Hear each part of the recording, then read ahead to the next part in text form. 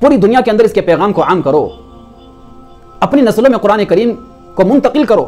قرآن سے محبت کرنا یہ قرآن کا حق ہے مسلمانوں پر، اس کی اشاعت یہ حق ہے مسلمانوں پر، اس کی تبلیغ یہ حق ہے مسلمانوں پر، اس کا ادب احترام یہ حق ہے مسلمانوں پر، اس کو سمجھ کر پڑھنا یہ حق ہے مسلمانوں پر، اور قرآن کریم پر عمل کرنا یہ حق ہے مسلمانوں پر۔ تو اگر وہ توہین کرتے ہیں، توہین کرنے والوں کو توہین کرنے دو۔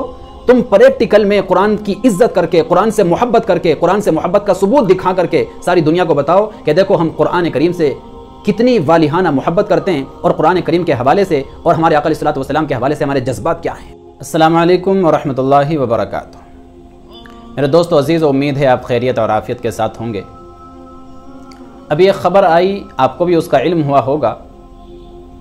آج سے 2 سال پہلے 2023 میں سلمان نامی ایک شخص نے سویڈن کے اندر عید کے دن ایک مسجد کے باہر پروٹیسٹ کیا تھا، اور اس پروٹیسٹ کے اندر اس بدبخت نے قرآن کریم میں معاذ اللہ آگ لگائی، اور پوری دنیا سے اس نے مطالبہ کیا کہ قرآن کریم کو بین کر دیا جائے۔ اس کے اس بیان پر اور اس حرکت پر ساری دنیا کے اندر ہنگامہ ہوا، پروٹیسٹ ہوئے، احتجاجات ہوئے، مسلمانوں نے بہت زیادہ غم اور غصے کا اظہار کیا۔ تو اس کے بارے میں اب خبر آئی ہے کہ اس کو اس کے گھر کے اندر کسی نے قتل کر دیا ہے۔ قتل کی وجہ کیا ہے وہ ابھی تک سامنے نہیں آئی، کسی نے اپنی ذاتی عداوت اور دشمنی میں اس کو قتل کیا یا قرآن کریم کی توہین کرنے کی وجہ سے قتل کیا، وہ وجہ ابھی تک سامنے نہیں آئی، لیکن بہرحال اس کو ختم کر دیا گیا ہے۔ یہ شخص عراق کا رہنے والا ایک عیسائی دھرم سے تعلق رکھتا تھا، اور نام تھا اس کا سلمان۔ اس حوالے سے میرے عزیزوں میں 1-2 بات مختصر سی آپ کے سامنے رکھنا چاہتا ہوں۔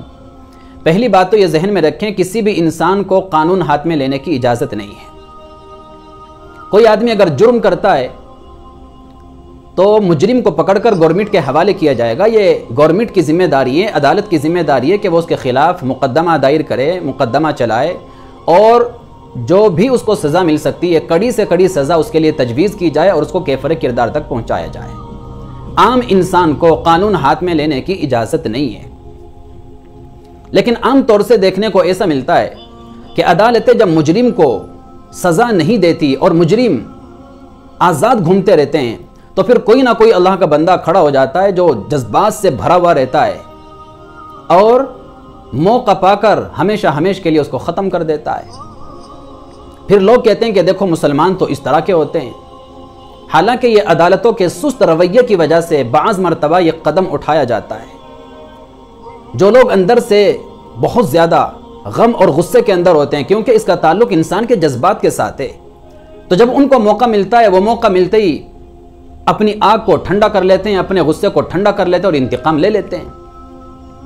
دوسری بات میرے عزیزو یہ یاد رکھیں کہ آج ایک یہ سوچ بنتی بھی جا رہی کہ بولنے کی آزادی ہے، اظہار رائے کی آزادی ہے، اور اظہار رائے کی آزادی کے نام پر لوگ سمجھتے ہیں کہ سب کچھ کرنا جائز ہے۔ آج ہم دیکھتے ہیں بعض بدبخت لوگ قرآن کریم میں آگ لگاتے ہیں اور کہتے ہیں کہ جی اظہار رائے کی آزادی ہے۔ بعض خبیث قسم کے لوگ قرآن کریم کے اوپر معاذ اللہ کھڑے ہو جاتے ہیں اور کہتے ہیں کہ آزادی ہے۔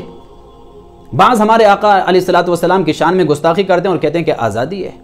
تو بھائی، آزادی کا یہ مطلب نہیں کہ تم دوسروں کے جذبات سے کھلواڑ کرنا شروع کر دو اور دوسروں کے جذبات سے کھیلنا شروع کر دو۔ یہ آزادی نہیں ہے، تو تعصب ہے، تو نفرت ہے۔ جو لوگ آزادی کے نام پر اس طرح کی حرکتیں کرتے ہیں تو وہ آزادی رائے پر عمل نہیں کرتے، وہ اپنے اندر کی آگ، حسد کی آگ، تعصب کی آگ اور نفرت کی آگ جو ان کے اندر جل رہی ہوتی ہے اس کا اظہار کرتے ہیں۔ یہ تعصب ہے، یہ حسد ہے، یہ نفرت ہے، اس کی اجازت نہیں ہے۔ اور میں یہ سمجھتا ہوں کہ جب کوئی آدمی اس طرح کی حرکت کرتا ہے، کوئی ٹپنی کرتا ہے، غلط طریقے کی ٹپنی ہمارے نبی کی شان میں، قرآن کی شان میں، اسلام کی شان میں، تو دراصل وہ اپنی اوقات دکھاتا ہے کہ ہماری اوقات کیا ہے۔ بہت چھوٹی مانسکتا کے لوگ ہوتے ہیں، بہت چھوٹی سوچ والے اس طرح کے لوگ ہوتے ہیں جن کی سوچ بہت محدود ہوتی ہے، تنگ نظر ہوتے ہیں، تنگ دل ہوتے ہیں۔ ان کے مقابلے میں بڑے کشادہ دل ہوتے ہیں۔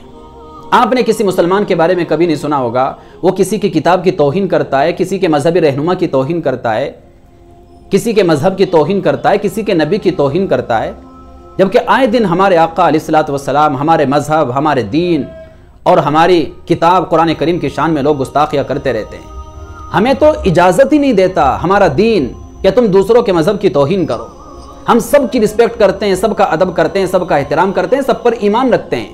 ہم حضرت موسیٰ علیہ السلام کو بھی مانتے ہیں، عیسیٰ علیہ السلام کو بھی مانتے ہیں، تمام اللہ کے نبی اور پیغمبروں کو مانتے ہیں، تمام آسمانی کتابوں کو مانتے ہیں۔ بلکہ ہمیں یہاں تک کہا گیا کہ اگر تم نے کسی بھی نبی کی شان میں کوئی توہین والا کلمہ کہا یا کسی بھی کتاب کا تم نے انکار کر دیا تو تمہارے اپنے بھی ایمان کا اعتبار نہیں ہے۔ تو مسلمان کسی کے مذہب کی توہین نہیں کرتا، کسی کے نبی کی توہین نہیں کرتا۔ اور ان لوگوں کو سمجھنا چاہیے کہ جب یہ قرآن کریم کی توہین کرتے ہیں تو قرآن کی توہین یہ صرف ہمارے نبی کی توہین نہیں، سارے نبیوں کی توہین ہے۔ یہ صرف قرآن کی توہین نہیں، ساری آسمانی کتابوں کی توہین ہے۔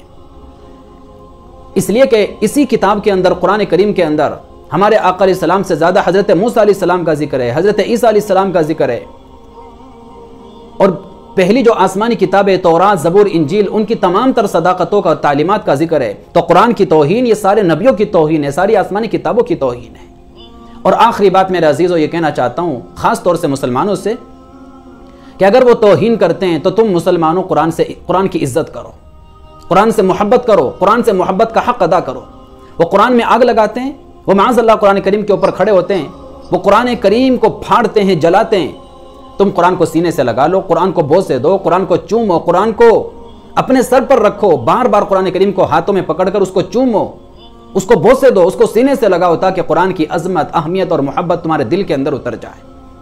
سفر میں، حضر میں، ہر وقت قرآن کریم کو اپنے ساتھ رکھو، اس کی تلاوت کا اہتمام کرو، اس پر عمل کرو، پوری دنیا کے اندر اس کے پیغام کو عام کرو، اپنی نسلوں میں قرآن کریم کو منتقل کرو۔